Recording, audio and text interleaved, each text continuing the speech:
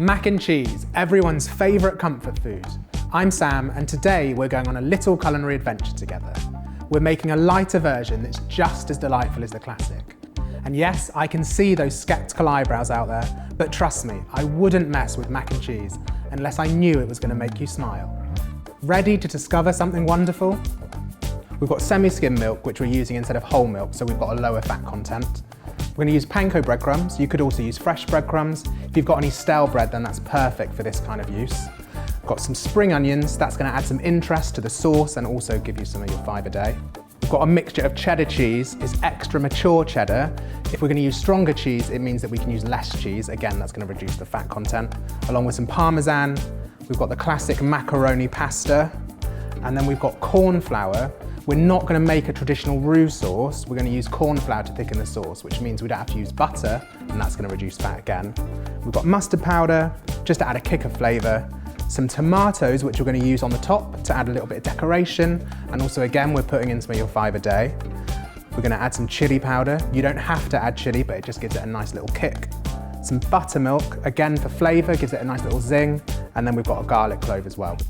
First thing we're going to make is the thickening mix. We're going to take 3 tablespoons of your milk, and then we're going to take the corn flour. So we're using corn flour instead of butter and flour, so we're not making a roux mix. We're going to use the corn flour as a thickening agent. And then finally in with the mustard powder. That's going to add a little bit of flavour. If you haven't got mustard powder, just add a little spoonful of English mustard or Dijon mustard, that'll be fine. And then just mix that together until it forms a paste. Just try and get rid of all the lumps, but if you can't get rid of all of them, don't worry too much. When you mix it into the sauce later, they'll disappear. I'm going to set that aside now, just whilst I heat up the rest of the milk. I'm going to take that remaining milk, pour that into your saucepan, and just have that on a low heat because we don't want the milk to burn. Then I'm going to grate in my garlic clove. You can also finely chop it, I just prefer to grate it. That garlic's just going to add a little bit of flavour. It's not going to be overpowering, but if you're not a huge fan of garlic, you can leave it out. We're going to bring that up to a boil, and as soon as it starts boiling, we're going to turn it off and take it off the heat. You're going to need to keep stirring just to make sure it doesn't catch on the bottom. So we've brought that to the boil. You can smell the garlic, it smells so good. I'm going to add a pinch of chilli powder. You can also use chilli flakes, or you could even, if you had half a chilli in the fridge, just chuck that in and leave it to infuse for a little while whilst you get everything else ready. Just going to leave that to infuse whilst we get everything else ready. So whilst the milk's just infusing with the chilli, I'm going to get on with the rest of the ingredients. First off, I'm going to grate the cheddar. So you want a coarse grating, which means that's like the thicker edge of your grater. So cheddar's done. I'm now going to grate the parmesan. I'm going to use the same side of the grater, so it's coarsely grated again. I'm now going to bring the cheddar back, take a handful of the cheddar cheese, and then I'm going to combine that with the breadcrumbs. We're going to use that to scatter on top so we've got a nice crisp topping. I'm going to grind a few cracks of pepper in there, add a bit of flavour, and then get your hands in and mix it all up.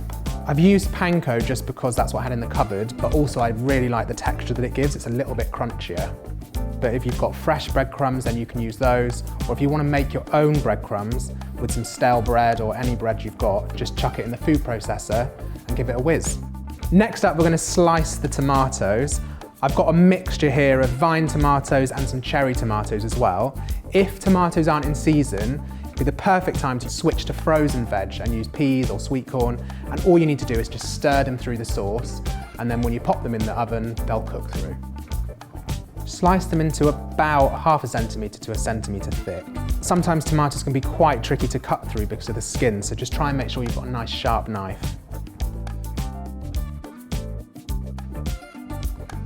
And then with the cherry tomatoes, literally just going to chop them in half.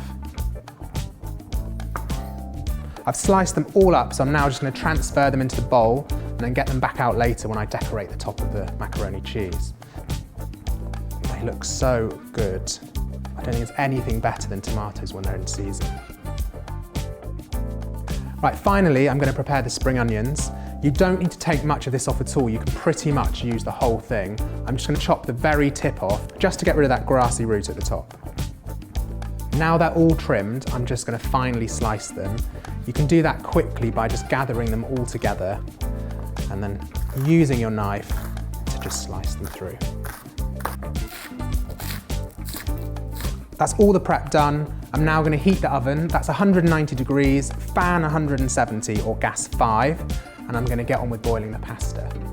Right, so the pasta's had about 6 minutes. Now I'm going to add the spring onion in just for the last couple of minutes, just to cook out the raw flavour. Right, I've got the warm milk back on the hob, and I'm going to mix in that thickening mix we made earlier, which is the mustard powder, the corn flour and the milk. And then I'm going to put it back on the heat, and I'm going to stir it constantly so it doesn't burn to the bottom. And once it's come to the boil, it's going to thicken nicely. So this is going to be the base of our cheese sauce. And cheese sauce to me is one of the most comforting dishes. If it's a cold day, or if you just want a bit of a hug in a bowl, mac and cheese is the best dish. Not only is it healthier because we're not making a roux with the butter and the flour, also corn flour is great because you don't need to whisk it because it shouldn't have any lumps. It's also quicker than making a roux, which is great if you're short on time. So you can see that's lovely and thick now. So I'm going to stir in the cheese. I'm going to start with the Parmesan. And then I'm going to stir in nearly all of the cheddar, but I'm going to leave a little bit just to sprinkle on top of the breadcrumbs later.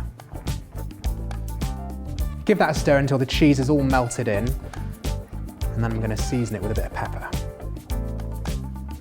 I've used the extra mature cheddar mainly because it's stronger in flavour, so I can use less of it than if I were to use a mild cheddar. Also, the Parmesan is super strong in flavour as well, which is going to add a lovely flavour. So that cheese has melted now. I'm going to pour in the buttermilk. Now I'm using buttermilk because the acid in the buttermilk is going to help cut through the richness of the sauce. But you're still going to get a lovely creamy sauce full of flavour. So we've prepared all the elements. Now it's time to put it all together and get it in the oven to bake. I'm going to start by getting the pasta into the dish. I've rinsed it with a little bit of warm water just to stop it from all sticking together. And now I'm going to pour over the sauce. So just start in one corner and then move all over the pasta just so you get it as covered as you can, and then you can mix it together just to get it evenly coated. Look how good it looks. It smells so good. The cheese smells great. It's lovely and creamy and glossy. It's just what you need when you want some healthy comfort food. Now the cheese and pasta's combined, I'm going to lay those tomatoes that we sliced earlier over the top. So just like so, just place them on top of the pasta gently, and then I'm going to just cover the whole thing, and then if I've got some left over, I'll just do another layer on top. You can use the cherry tomatoes to tuck into any little gaps. Right, tomatoes are on.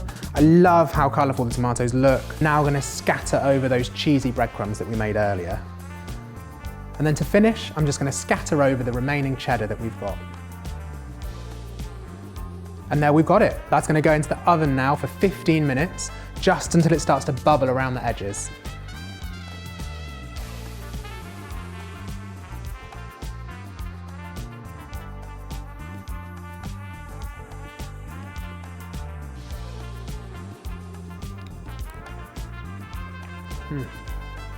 It's creamy, tangy, and has a fab cheesy kick. This is a great option for a healthier bowl of comforting food. We've got loads more content coming your way. Drop a comment below and let us know what you'd like to see us make next. And of course, head over to goodfood.com or download our app for all the full recipes. Thanks for watching, and I'll see you next time.